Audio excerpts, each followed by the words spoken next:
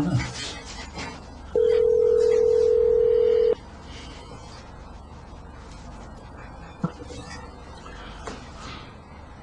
Hello?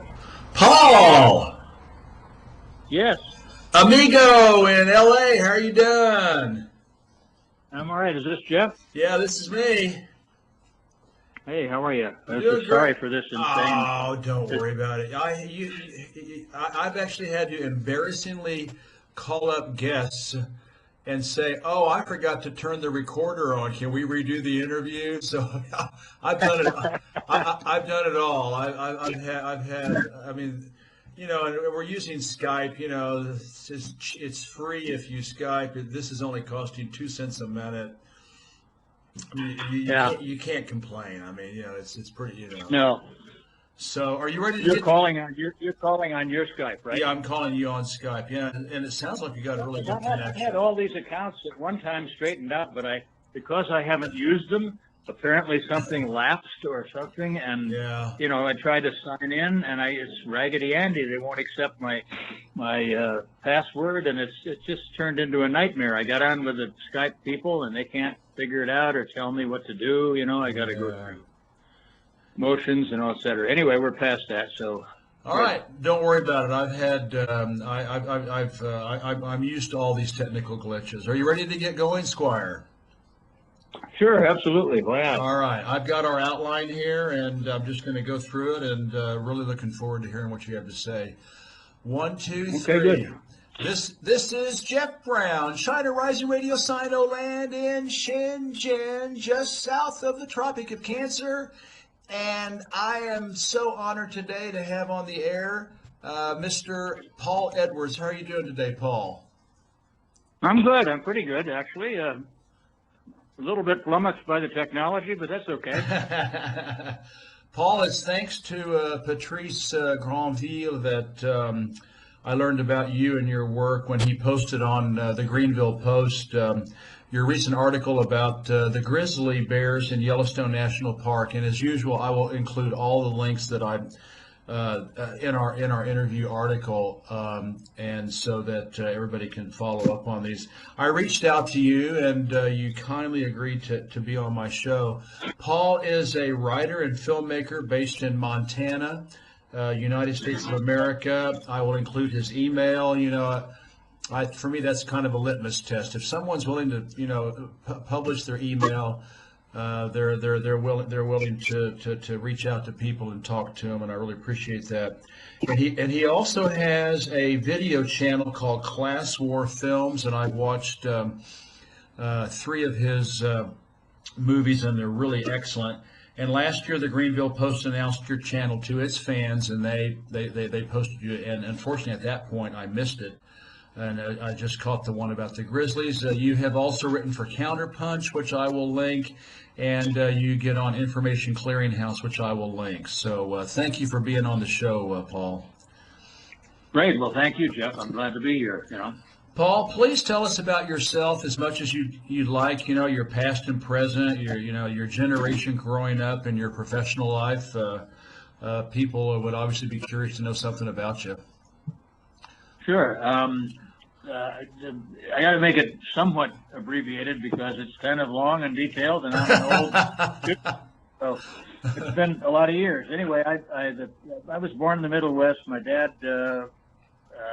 worked with the Red Cross, and during the days of the London Blitz, when I was just a baby, I actually was born the same week that Hitler invaded Poland. Wow. And which is kind of interesting in itself. But Dad later morphed into the United Nations, and so we lived all over the world, really. I mean, in a lot of different countries. As a kid growing up, we were for a time in Europe. Beginning in actually my first, I flew into Tempelhof Airport when I was about 6 years old, when it was still, bomb cratered, and everything in Berlin was blown to hell and sideways, and it was quite a impression for a kid. And we went to Prague. Dad was a mission chief there for International Refugee Organization. He later went to an outfit called UNRWA, which was United Nations Relief, and they dealt basically with displaced persons from World War II.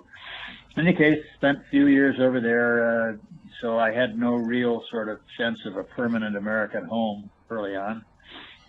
And then Dad got crossways with the establishment and McCarthy during the McCarthy hysteria. Oh, was really? accused of being a communist. Oh, yeah, really? he had helped people get out of from behind the Russian thing that was happening in Central Europe.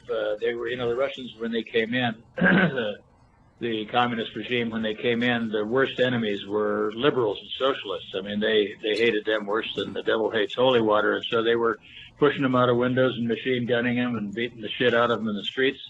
And Dad helped a bunch of people escape from Prague that he'd known, and he got caught at it. He was using our passports, mother's and mine, as well as his own, to get these people out because they were going to be killed. In any case, he got fired, and then shortly after that, he was accused, ironically, of all things, of being a communist. if you can get the irony in that, right? Yeah, he's rescuing people from under the Soviet regime, and McCarthy calls him a communist. But it worked. He got his security clearance pulled. He got fired. We were out in the bushes for about 7 years before he got it back, and in that period of time, I went to 11 schools in 12 years and finished up in high school in Virginia and four different countries. Oh my God! In high school, I was not a very good homeboy. I got an early case of the rebellions in many ways, and so I would leave home in the summer and hitchhike out west and try to get work and doing anything. As a kid, 15, 16, 17, and I would take whatever work I could get. And that's what got me through Montana the first time. Okay. When I saw, the Bitterroots and the Rockies, and I never forgot it. Well, I never got a job there either. I would always have to go somewhere and work in the wheat fields or the bean fields or pitching peas or hay or something, because I just couldn't hook on in Montana to anything that would pay a wage, so I would end up in Washington or Oregon or Idaho or somewhere else, but I remembered Montana. So anyway, cutting it a little bit closer to short, I went to Princeton on a scholarship. And, oh, wow. Was there for a while at the same time that Fidel and his boys landed at Playa Giron and went into the mountains, and I got very interested in that. And I kind of spent more time looking into that than I did some of my regular student stuff. And I was by that time I was very pissed about what had happened to Dad, and so I was drinking and doping and screwing around and breaking rules. And eventually I got kicked out and left. And after that I did a lot of wander years, some of it Southeast Asia, some of it in Europe, some of it in Latin America, just kicking around, just doing what I could do and trying to find out about things. And I was at one time an iron worker in Alaska. At another time I worked on a Thai freighter going around the world. I worked in a circus for an animal trainer for a while, which was kind of a bizarre piece of work, going on the road with the big semis with the animals, and various other kinds of stuff, including almost really kind of backed into a couple of movie gigs that I got as a young kid, my 20s, early 20s. A picture with Jeff Chandler called Merrill's Marauders. It was done in the Philippines, and another one, Jeff Hunter, called No Man is an Island, from the John Donne poem. And I liked the acting, I liked the money, but I didn't like the routine. And again, I didn't fit in well with these kinds of things. So I kicked around for a while. Then I went back to sea for a while, and then along the way I took the law boards to see if I was going to go to law school, and I killed the boards and did very well, but I thought that, no, I really don't want to do this. I don't want to be a lawyer. What's a lawyer do, So I ended up hooking on with an NGO in Costa Rica, which then eventually sent me to Vietnam, and I was in the I Corps area in Vietnam, and as a field rep during the during the whole thing leading up to the Tet offensive. Yeah. And while I was there, I got interested in the movie making aspect, not acting, but in making a little movie to say something about that pathetic business. And I did. I made a little movie. I went to Hong Kong, bought some stuff with some money I had managed to hustle, and an Agra recorder and 16 millimeter Bolex and stuff. I put together a Vietnamese crew and cast and did a little movie in Vietnam, and by that time I was persona non grata with the establishment over there. It was such an unbelievable bullshit thing, like so much of what's going on today, where it's all about if you nail their asses, their hearts and minds will follow, kind of thing. But it doesn't work, and so I got at cross purposes with my particular outfit and got fired and left there and came back with my movie and went to New York and finished it.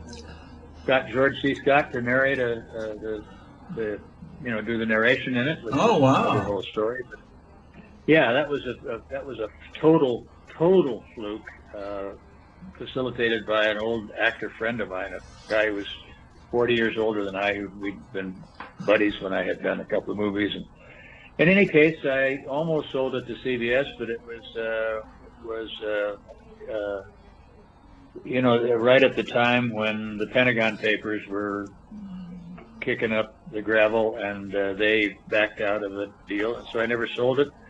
I got hired, oddly enough, on the basis of having written a Western screenplay while I was trying to promote my movie. I got hired by Gunsmoke, and then I went to work in Hollywood, and I worked 25 years in the business. Oh, really? In television and movies. Mainly the work that I got done a lot of it was in top 10 series, Gunsmoke included, and then I did a lot. I did about 40 movies projects, of which only 4 or 5 got made, and they were the worst of my stuff, mainly.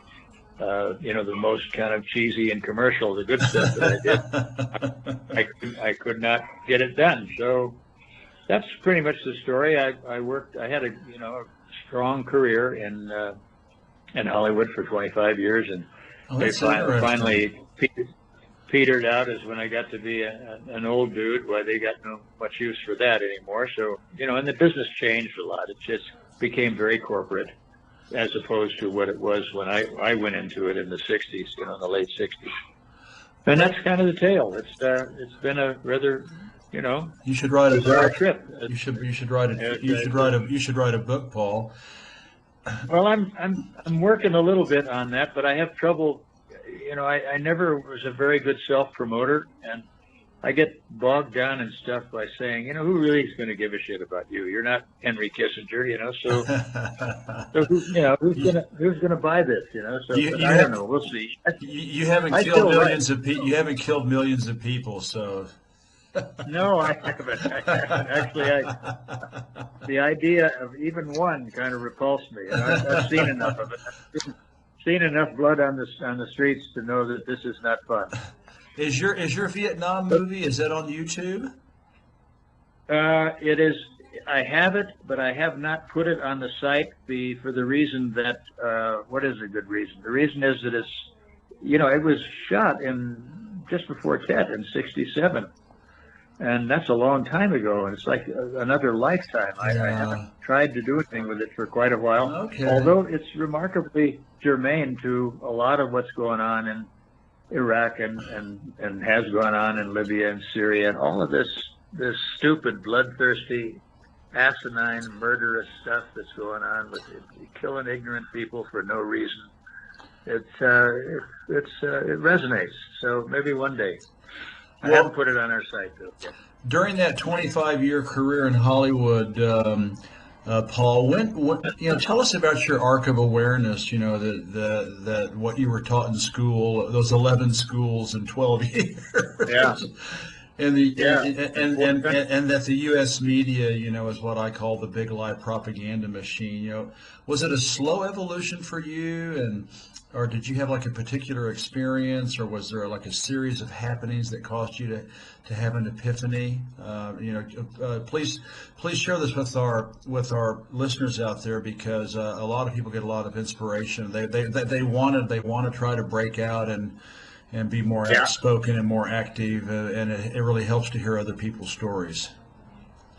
Yeah, well, I had a lot of help in my conversion, as it were, and that help came from. I didn't really get it when I was 10 or maybe 12, but what happened to my dad was that he was a preacher's kid who had been raised poor, who'd been on the bum in the Depression, who'd been taken off the freight trains and put in a CCC camp, and became the head of it, the young head of it, and then moved into the National Youth Administration under Roosevelt. And this was a hardcore, if you can call him that, decent American liberal. He was never a liberal. He was a liberal to the core. He believed that government existed to help people because he had seen goddamn well that it helped him. It did. Dad said it was Roosevelt's work creations that kept him from being a criminal. And I think he meant it. In other words, he believed that government ought to support in its efforts, not with money, but support in its efforts the working, struggling people who actually are who do things and make things and want to work. And so when I saw him, who was as decent a man as I ever knew, sabotaged by his own government for reasons which were entirely dishonest and contrived, by the time I'm 13 and 14, I was pretty bitter about it. And as a kid, I went to the Army McCarthy hearings. We lived outside Washington, D.C. then. And I went to the Army McCarthy hearings, and I was there I got into the rooms. I knew how to do this stuff. My cousin and I was kind of we used to sneak into everything, theaters and plays and warehouses, whatever, when we were kids. And we ran the streets. My mother was sick, and there was nobody. Dad was working working the bar in those days when he was out of, he'd lost his security clearance. He had no way to make a living but to just scratch. And so we knew how to we knew the Capitol, my cousin Ronnie and I, and we knew how to ride the little train down underneath the Senate office buildings, and how to get passes and how to see senators. And it was kind of like, we put it in the same category as sneaking into the Washington Senators ball games. It was kind of the same kind of deal. So I was in the room when the day that Joseph Welch cut McCarthy's balls off and said, "At long last, Senator, at long last, have you no decency, sir?" Yeah, I remember that. I remember reading about that. Yeah. Was the end for McCarthy. He looked so bad, and he had been such an evil son of a bitch that people watched that on television, and it within a matter of months, McCarthy was dead from alcoholism. Yeah, he was, and the rest of it. Anyway, that's how I got early converted, and it took, and it never has left me. Somebody once said, it might have been Burke that once said that, I never dared be a radical when I was young for fear that I'd be a conservative when I was old. But I didn't have that fear. I was a radical when I was young, and I'm just as radical as hell to this day, and I expect to die that way. So that was my arc. Hey, Paul, I watched 3 of your films, and I really enjoyed them. You have a YouTube channel called Class War Films, and for the fans out there, I will put the link there.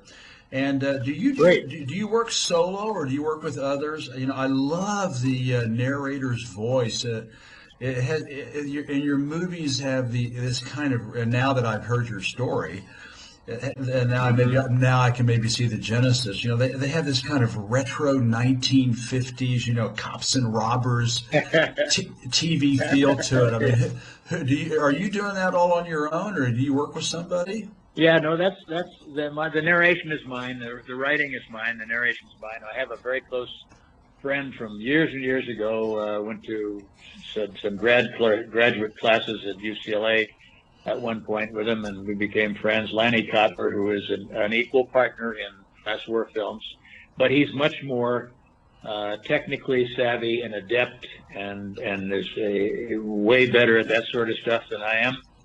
So we work together and complement each other, and yeah, I do the narration. I do the. Now that I've heard your voice for the first time, and I know it's you, I can see that is your voice in your voice over your narrative. So yeah, little touch of Guy Noir there, maybe.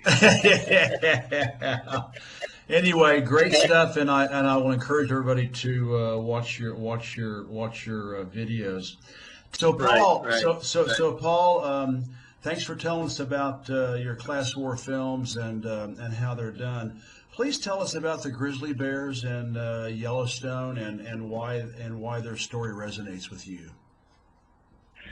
Well, the grizzly, it's not, of course, for me, it's not only Yellowstone. We've got a ranch up on the edge of the Bob Marshall Wilderness in Montana, which is about equidistant, actually, from Yellowstone and Glacier Park. And, for me, Glacier is kind of more my home park than Yellowstone, although I've been and done Yellowstone repeatedly in various ways, from hiking to all of the, the sites and et cetera. But the thing with the bear with me was when we bought the ranch on the front, which is right at the edge of the Bob Marshall Wilderness, I think I had told you that I did a lot of mountaineering in California and elsewhere in the world, and climbing in Yosemite and so on. And so the Bob Marshall to me was like, being that close to it that's the reason I bought the ranch there, because I love the wilderness. I love the outback. And Doug Peacock, who's an old you may know of him. He was a friend of Ed Abbey, who did Solitaire and Monkey Wrench Gang. Anyway, Doug was a friend, and he was a grizzly expert who I had contact with and got some information from. And when I bought the ranch, I began to go into the Bob regularly, and I had, over a period of 15, 20 years, I had a lot of encounters with grizzly. Most of them very benign, most of them pretty distant, a couple of bluff charges, but nothing serious. I always carried bear spray, because this bear spray is the answer, period. I mean, a lot of things. I'll write that down. No, that's for sure. It really, really works. I mean, I know it from experience. A lot of goofy hunters, they're out there for elk, and they're out there where it's pretty hairy and where the grizzly lives. And then if they get jumped, or if they spook a grizzly and it charges, they use heavy weaponry on it, and that's how grizzlies die, is with people in people conflicts. And grizzlies are a fabulous animal. They are apex predator. In my book, they should be preserved at any cost, whatever, because they are a magnificent animal. And if we run them to extinction, it will be this very sad commentary on what kind of a creature we are. Yeah. So anyway, I did a lot of stuff in the Bob, and I've seen a lot of pictures. I'm very identified with them and their plight, their shrinking habitat. I was involved in promoting the Northern Rockies Ecosystem Protection Act, which is the one wilderness bill that gets it all for wild country, that connects corridors between the few existing large wilderness areas left in the West. And that's where the grizzly lives, and they are constantly under fire from the Fish and Wildlife Service, from the Department of the Interior, from sport hunters, from the Tibet NRA, and from anybody who thinks it's lots of fun to kill things. And that it makes you a big man if you shoot something, with a 30-06 at 150 yards. That somehow makes you more of a man than the thing you killed, it just shows what a bunch of cretins the headhunters, the trophy hunters are. I got nothing against providing food for yourself if that's what you need to do. That's under the heading of at least a kind of necessity. But as far as any trophy hunting or hunting in order to show that you dominate, the big predators, that's for children and wank-offs and jerks. And so I wrote this piece about the grizzly because the reason I wrote the piece was that sure as hell the Fish and Wildlife Service and the governments of the states of Idaho and Wyoming actually went on a campaign to delist the Yellowstone grizzly so that it could be hunted. Unbelievable. For expensive. They sell a lottery for. They open up for licenses, and you spend a lot of money, and if you win one, you get to kill an animal. I mean, and the grizzly are threatened and severely endangered, and particularly in the park, which is one of the few large wilderness areas left. And when I heard about it, I just went on the fight. In terms of administratively, I fought it through the Alliance for the Wild Rockies, vice president of that outfit, and we're about the toughest environmental organization in the United States today. But it wasn't enough. People need to know what's going on. So I wrote the piece, and probably I'm talking too much about it, but I wrote a piece which I think laid out the insanity of wiping out the last great animals in the world. I mean, what are we thinking as a race? Yeah. What? I mean, we want to kill off all the bees too, then you won't have any food. Yeah. I mean, it's just so insane to be doing this, Jeff. Yeah. So that was it, and the piece could be read on. I think Patrice Greenville posted it again on his, if I'm not mistaken, on his website, and it's been on Counterpunch. That's how I found you. That's how I got introduced to you, and so I will put the link in our article for the interview. So yeah, it's really powerful and meaningful, and I really appreciate what you wrote. That's great, because the more people know about it, I mean, these things are very hard to. It's hard to defend anything that money wants. You know what I mean? Yeah. If money wants it, money will get it, and unless you are ready to fight until you bleeding from all orifices, you probably are not. It's a tough son of a bitch to fight money, and money wants what they want. Yeah. So anyhow, enough said on that. I'm glad I wrote the piece, and thank you for showing it around. I get the impression that you have adopted a vegan diet. I mean, I don't know. I may be completely wrong, but that you've adopted a vegan diet. And if that's true, tell us about it and for how long and what inspires you to do so. Well, I'm not a vegan. I'm not a lot of things that people can belong to or movements. I'm kind of a maverick. So what I have done is, knowing the cost, I mean, ecologically, of the massive meat business in the world. I'm not talking just about America. I'm talking worldwide. Yeah. And what kind of insane numbers are involved in, for example, in cutting down the rainforest in Brazil so you can fodder cattle on the grass that follows. Yeah. I mean, this kind of ecological destruction is one element, and the other element is the stupidity and the cruelty of the way that we run animals through feedlots and modern agriculture in prison. Yeah, agribusiness sucks, and it's shameless, and it's all about money. So those were two things that pushed. But then the other thing was, when I came home from Vietnam years ago, I would go to the store and buy great big ass pieces of meat and barbecue. I couldn't get enough meat for a number of years because there wasn't any in Asia. You got very little those days. I ate meat like a predator for a long time, but as I got older, I began to see that this is not it's certainly not a healthy approach to eating. And as you taper off from your physical needs, it becomes easier to taper off on what you put into you, to run. And I'm really into at this point a heavy vegetable and fruit and plant-based diet. I don't don't get me wrong, I don't eat no meat. I've always liked meat. I'm as much a omnivore as the next guy, but I eat much less of it, Yeah, and I consciously buy less of it. yeah, that's what my wife and I are doing. Yeah, it's economically destructive, and it's bad for you. You don't need that animal stuff in your veins and arteries. So that's that. I enjoy the more richer diet, I think, from going toward fruit and vegetables and so on. Yeah, after our daughter here in China, we were up in Beijing. She left. She's 18 and growing, and we felt like she needed her meat, and she was actually anemic.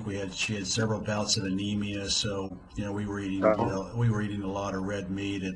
But once she left the house, 3 or 4 years ago, my wife and I, we had cut way back, and now we really don't. We just eat a very tiny bit here in the house, and then our mantra is, well, when we can, we eat vegetables and we eat veggie meals, but when we're in a social situation, I'm out with Chinese and stuff, we're not going to sit there and make a scene and refuse to eat a dish. Refuse to eat a dish that's offered to us, and so. But we have cut way back, and so I think we're probably on the same wavelength. Well, let's get back to some. Go ahead. I was just going to say that that one of the good things about living in Asia, as you do, is that they just are not meat eaters in the same quantity, the same portion that we are. They don't. You don't get 16-ounce cuts of beef. That's right. And the diet is healthier in Japan and China, I think. Than absolutely. By far, the ours is. I had the pleasure of being in China 4 or 5 years ago. I was astonished by many things, which I don't need to tell you about. But one of the things I thought was, that their way of eating is just way superior to the common way of eating in America. Absolutely. Well, hey, listen, the midterm elections just happened 2 days ago in the United States. Not that it matters, but what is your take on Donald Trump? How do you compare him to Obama, Bush, Clinton, and his other predecessors? Do you think he's different? Do you think he's the same? Do you think his winning was planned by the elites, or was it a mistake? Is he for or against the deep state? It seems to me like he's doing more to unravel Western empire than any president, except for Roosevelt. And he made a number of anti-imperial promises during the campaign. What do you make of the guy? I just cannot figure him out. Well, he is a wild hair for sure. He is. I think he's a coarse and shallow buffoon, and a public shame and a disgrace to the country. But the country itself is kind of a shame and a disgrace. Want to actually look at your whole card. We've been, and as regards him and his differences, he is so much more of a shallow, egotistical, carnival barker jerk in public than any previous president. But he's not, and I say this sincerely, he is not any more of a liar and a phony than were Obama, who was one of the great disappointments in the history of our country. Obama, the thing that he had was finesse.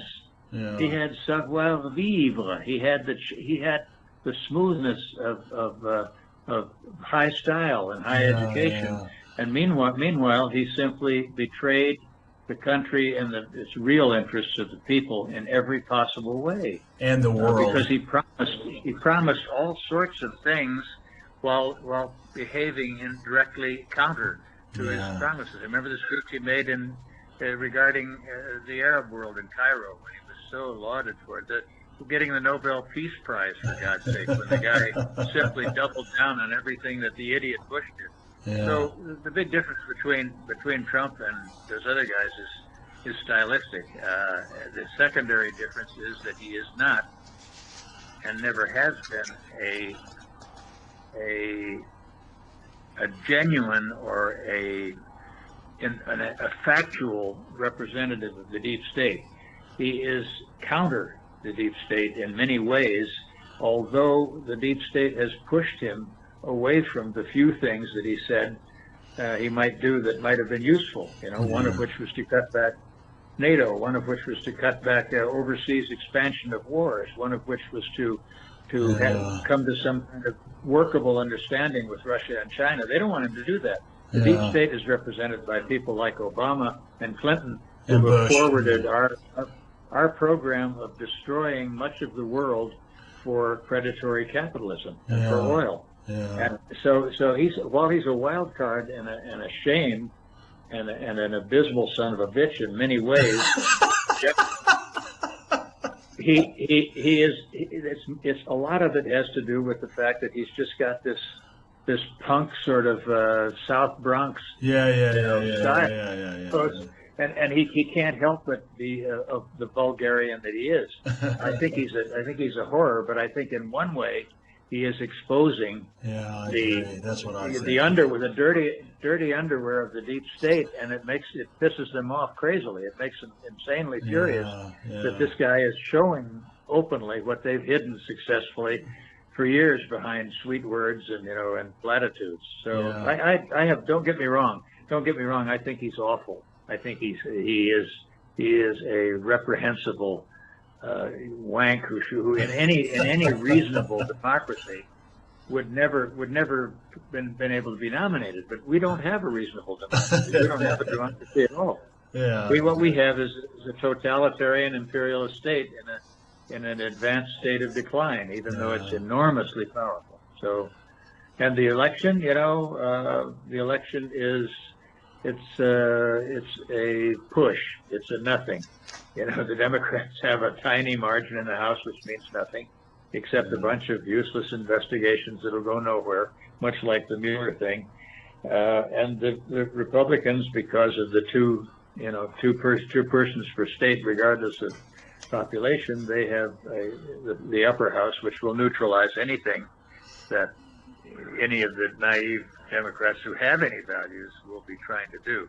But basically, Democratic Party has no policy. They're not for anything. They're basically, they're for the military-industrial imperial complex, and they're for wars overseas, and they're for anything that supports militarism, whether it's for Israel or the oil companies or for the banks.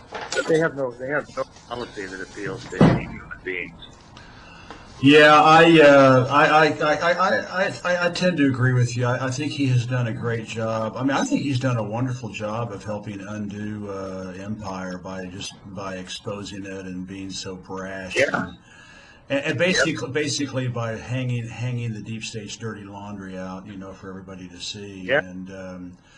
And I hate to say it, but I'd rather have him in the White House than Hillary Clinton. I mean, she was a confirmed war criminal before she even ran for president. Absolutely. So she's go ahead. She's the absolute apotheosis of the deep state. She was the deep state candidate, and that's why the party and the big powers are so offended and have been. The fact that she lost, but she was, in addition to being a criminal and a harpy, she was also a horrendous candidate. I mean, it was a joke. She was like the whole thing was for her was like a party in the Hamptons. Marie Antoinette. The white slacks cadre. The white wine and caviar set. It's insane. What? So yes, I'm with you. And supposedly the Democrats are supposed to be for the working people. What a joke. Paul, besides grizzly bears and class war, and by the way, I'm going to put links to your articles. You really are a good writer, and I encourage you to write more. You're really hard. You're really hard hitting. I mean, people kind of blanch at my writing because I'm hard hitting. Man, you are like. You're like a what is that? You're like a cage fighter when you're writing. It's just and your films, your films are really. I mean, you just come out swinging and kicking, and flailing, you're like a chainsaw or a buzzsaw or something. But I really enjoy your take no prisoners approach. That's great. Well, that's nasty work, but somebody's got to do it. Besides grizzly bears and class war films, what other projects do you have in the works? Is there anything else that's inspiring you to do something else? Well, there's my entire focus is actually, now that I'm an old geezer, is just to try to shine the light on things which are so threatening to all life, and that are not being resisted, and that are not being effectively described and held in front of the public eye. The climate change thing is gonna be unbelievable catastrophe. Yeah. And I plan to say some more about that. I think the death throes, or the death grip that capitalism has on the world has got to be broken, and I am not about to tell you how, but it cannot last, because it's so internally contradicting that it will slit its own throat with its greed and its insanity. Yeah. So those are my areas of focus, and then within that there's all kinds of a range of things to talk about. So you don't run out of things to critique. That's for sure. Hey, listen, before we sign out, and what I'll ask you to do is give it some thought and then send me a list. But can you recommend, is there a book writer, a journalist, blogger, filmmakers, audiovisual artists that you'd like to recommend? And then I'll ask you to maybe type that out, and I'll put the list in the article and try to find the hyperlinks for them. But are there any book writers, journalists, filmmakers, or audiovisual artists that really impress you? Yeah, mainly now, because I'm much more focused. I worked in entertainment for a long time, and there are talented people who are writing prose. I'm not much of a person for reading novels and entertainment category stuff anymore, because I think we're really down to a critical point where what needs to be said is not fiction, which is sort of oblique. When it's great, it's great. If there was a Victor Hugo nowadays, he should be. But generally speaking, that's not what novels are. But there are still many journalists and bloggers who are really strong, and among them, of course, is Chris Hedges, who's tremendous. John Pilger, who's fabulous, who's a long-time guy. I met him in Vietnam when we were both kids years ago, and he's never been anything but terrific. The work that certain kinds of bloggers like Jeffrey St. Clair are doing with Counterpunch, and Tom Feely is doing with the Information Clearinghouse, are just absolutely invaluable in terms of getting information out there. There are strong movie makers, although much of movie making now, as you no doubt know, is in the hands of the corporations. Yeah. And they've taken it and jammed computer graphics into it to the point where it's all phony, and there's very little that's done that is really meaningful and moving in terms of the human condition. So I look for it, but I don't find it a lot. And so I'm pretty focused on people who I think are telling the truth about how the world is, such as Assange. Was a phenomenal journalist that's been abandoned by his craft and his peers, and they're letting him crucify the poor bastard. And all he ever did was to tell the truth about what's going on, And the boy in Russia, who was so terrific, his name is slipping my mind right now, but you will know him. The intelligence kid that blew the whistle and then had to run for it, and is now in Moscow. Yeah. I'm having a brain break. Yeah, anyway. We're too old. We're too old, Paul. We are. You can tell by the way we talk. And then there's Chelsea Manning, who had the balls and the guts. Since lost the balls, but that doesn't make her less of a person. But she had the cojones to blow the whistle on what was going on militarily. These are important people. These are really important. And you know how you can tell they're important? John Kiriakou from the CIA. You can tell they're important because they're being persecuted. Yeah. Ray McGovern, from the veterans for truth. Veteran for These are people who are telling the truth, and by and large they're getting the crap beat out of them for doing it in one way or another. Yeah. But that's who I'm with. That's what I'm about. Well, I'll toot my horn before we sign out. John Pilger actually endorsed my China trilogy books, my 3 China trilogy books. Oh. He actually read them and endorsed them. So I was a real. Hey, where can I get them? Where can I get them? We'll talk about that. Okay, because I'll tell you about it. Yeah. I wrote the China. I've written 3 books about China. So, hey, well, listen.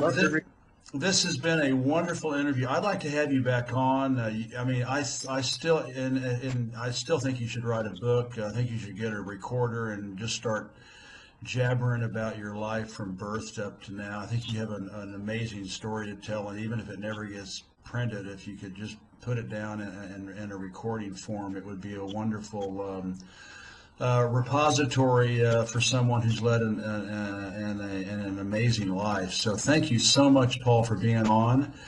Loved having you. Yes, thank you. And you are, again, I encourage everybody to go to Class War Films. I encourage everybody to go to the links that I will put in the article where Paul does his writing. And I also encourage everybody to go to chinarising.puntopress.com, my website, where you get sort of an Asian viewpoint. So thank you so much, Paul. And as soon as I get this up, I will send you the link, and you can blast it out to all the people in your circles, so that they can hear what we had to say. Terrific, Jeff. Thank you very much. It's been a real pleasure talking to you. I'm serious. It's been a great time. All right. Talk to you later, Paul. All right. Thank you, Jeff. Bye-bye. Bye-bye.